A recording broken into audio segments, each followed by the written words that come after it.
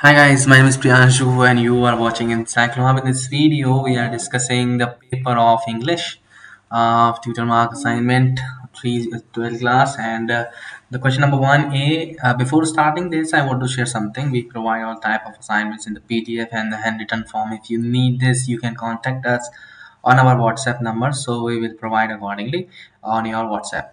So here the question number 1A is W as Davies from Leisure reflects on the busyness of modern life and the lack of time for simple contemplative moments. Analyze the significance of the speaker's reference to nature, such as standing beneath a boughs and observing squirrels hiding their nuts. How does it contribute to theme of the poem?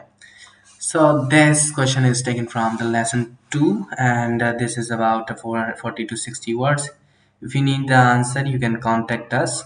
We will provide all the answers accordingly. Thank you so much for watching.